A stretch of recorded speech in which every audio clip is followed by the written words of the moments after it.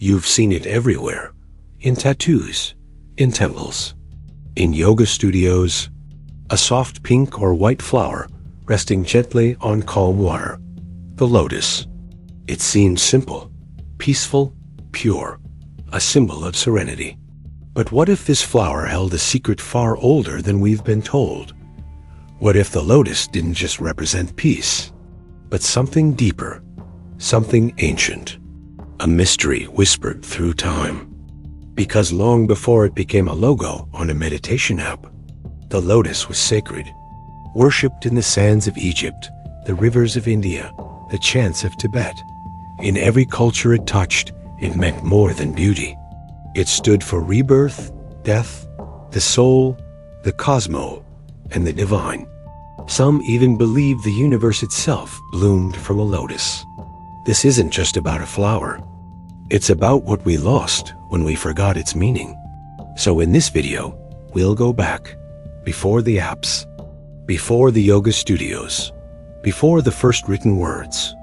We'll follow the lotus through myth, mysticism, and time, to rediscover a symbol older than the pyramids, older than civilization itself. The question is, are you ready to remember? Today, the lotus is everywhere. On wellness products, in guided meditations, printed on yoga pants and water bottles. It's beautiful, peaceful, instantly recognizable. A soft bloom floating effortlessly above still water. But most people don't stop to ask why. Why this flower? Why not a rose, a lily, or a tree? The lotus has become a brand, a decoration, a vague stand-in for spiritual or calm. But somewhere along the way, the meaning got lost. Because the lotus doesn't grow in clean, calm water. It grows in mud. Thick, dark, sticky mud.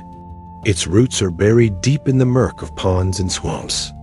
And yet, each day, it pushes through the darkness, climbs toward the light, and blooms. Flawlessly, silently, pure. That journey from mud to light is not decoration.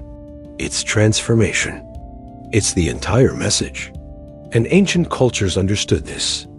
In those cultures, the lotus wasn't just a flower. It was a teaching, a metaphor for the human soul. It reminded them, you too might feel buried in the mud, surrounded by confusion, pain, or illusion. But like the lotus, you are meant to rise. And the mud? It's not a mistake. It's the necessary condition for awakening. No mud, no lotus. A phrase whispered through temples and scrolls for thousands of years. But today, that meaning is fading. We see the flower, but not the struggle. We celebrate the bloom, but forget the roots. The lotus has been flattened into an aesthetic, a background image. Pretty, yes, but disconnected from its depth. This chapter of the story is about remembering that depth, reclaiming the meaning, and understanding why the lotus was chosen not for its beauty, but for what it endures. Because to bloom in light, you must rise through darkness. Long before modern psychology, long before religions were written down, people told stories. And in many of those stories, the lotus was not just a flower. It was the beginning of everything. In ancient Egypt, creation began in water. There was no land, no sun, no sky, only the dark, endless sea. And from that sea, a single lotus rose. It opened, and from its heart came light. The sun god Ra was born from the petals of that bloom. This was not poetry. It was belief. To the Egyptians, the lotus was the womb of the cosmos. Every sunrise was a rebirth. Every bloom, a reminder that life could rise from darkness. Thousands of miles away, in India, the story was different, but familiar. There, the lotus is said to be the seat of the god Brahma, the creator of the universe. He emerges from a lotus that sprouts from the navel of Vishnu, floating on the cosmic ocean.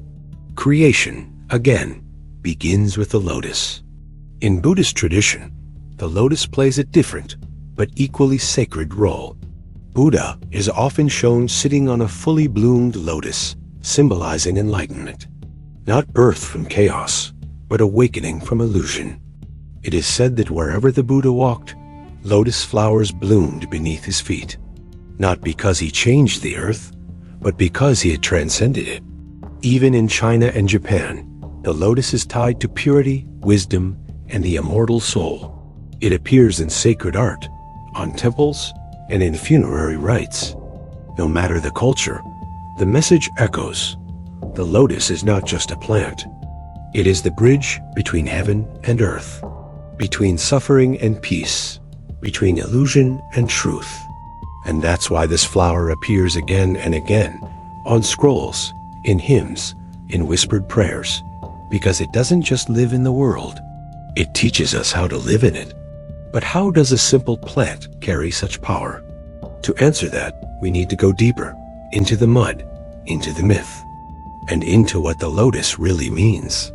The lotus has no thorns, no scent, no bright petals to attract attention. And yet, for thousands of years, it has fascinated mystics, monks, and seekers. Why? Because its symbolism is layered, quiet, and profound. It begins in the mud, the world of struggle and suffering.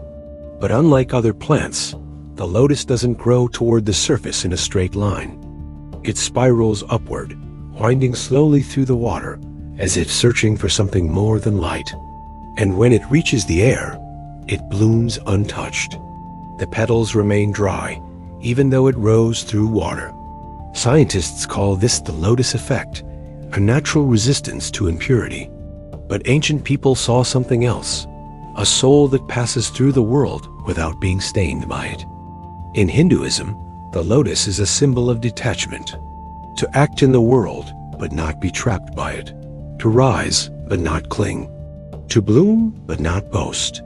This is the power of the lotus, to be fully alive, fully open, fully present, and still untouched by chaos. Many spiritual traditions describe this as the path of awakening. In the yogic system, the body is said to contain energy centers called chakras. Each one is represented by a lotus with a specific number of petals. The crown chakra, the highest point of awareness, is symbolized by a 1,000-petaled lotus, fully open. In Buddhist texts, the color of the lotus also holds meaning. A white lotus stands for purity, a blue one for wisdom, and a pink lotus for the historical Buddha himself. Some tantric traditions even speak of a lotus at the heart of the universe, a center from which all things emerge, a living diagram of existence itself. In this way, the lotus is not just a metaphor. It is a map, a quiet guide reminding us that the journey inward is also the journey upward. And when we feel lost, buried in confusion or despair, we need only to remember what the lotus teaches. You are not the mud. You are the one rising through it. In the modern West, the lotus was never a native plant. It doesn't grow in European lakes or forests. It arrived through trade, translation, and travel, carried in art, stories, and sacred texts. But something was lost along the way. When ancient Eastern ideas were first introduced to Europe, they were often filtered through colonial views. The lotus became exotic, aesthetic, foreign, a soft image used to decorate gardens, wallpaper, or teacups without its original weight or meaning. Even in spiritual circles today, the lotus is often simplified. It is seen as a symbol for calm, but not for courage, as beauty, but not as resistance. Yet for centuries, it stood for transformation through pain, awakening through darkness, truth born out of illusion. It was never about perfection. It was about becoming. And perhaps that is what we need to remember most. The lotus doesn't grow because the world is gentle. It grows in spite of the world and because of it. Somewhere in history, we traded depth for decoration. The lotus became a logo, its story reduced to surface peace. But the flower was never just peaceful. It was powerful. To the ancient Egyptians, it was cosmic. To the Hindus, divine. To the Buddhists, essential. To the Taoists, pure motion in stillness. And even in cultures that did not know the lotus, similar ideas emerged. The tree rising from the underworld, the spiral leading to the heavens, the phoenix reborn from ash. Symbols of transcendence, always rising from suffering. So when we rediscover the lotus, we're not just learning about a flower. We're remembering something older, something deeply human. The instinct to rise, the courage to endure, the quiet miracle of becoming whole. And that memory is not just historical, it is personal. It is the seed still sleeping in us, waiting for the right moment to bloom. The lotus is not just a symbol out there, in temples, in stories, or in ancient art. It is also a mirror for your own life, your own path, your own unfolding. Because like the lotus, you have roots in places others cannot see. Parts of you are buried deep in memory, emotion, and silence. And still, something in you reaches upward, toward clarity, toward light, toward understanding. This is not always easy. Growth is not gentle. Like the lotus, you pass through waters that are not clear, muddy thoughts, tangled doubts, emotional storms. But the message is not to avoid the mud. It is to move through it, not with force, but with faith. The lotus does not rush. It does not bloom on demand. It opens when the time is right, and never a moment too soon. This is why the lotus is so powerful. It reminds us that peace is not the absence of struggle, but the result of moving through it with presence. It teaches that your past does not define your bloom, that you can be rooted in difficulty and still rise in beauty. It says, you don't have to be perfect to open. You just have to be willing. In this way, the lotus becomes a path, a spiritual practice. Not something to admire, but something to embody. When you sit in stillness, when you choose compassion over reaction, when you let go of what no longer serves you, you are becoming the lotus. And the world needs more of that. Not louder voices, but deeper ones. Not quick answers, but slow awakenings. Because the lotus does not bloom to impress. It blooms to reveal what was always there, quietly waiting beneath the surface. The next time you see a lotus, pause. Not just to admire it, but to listen. Because it's not just a flower. It's a message. From the earth, from the water, from the ancient ones who saw the divine in simple things. It says, you are not stuck. You are not broken. You are becoming. Slowly, silently, you are rising. Through the confusion, through the chaos. Through the pain you thought would drown you, you are rising. And the mud around you is not your enemy. It is your teacher.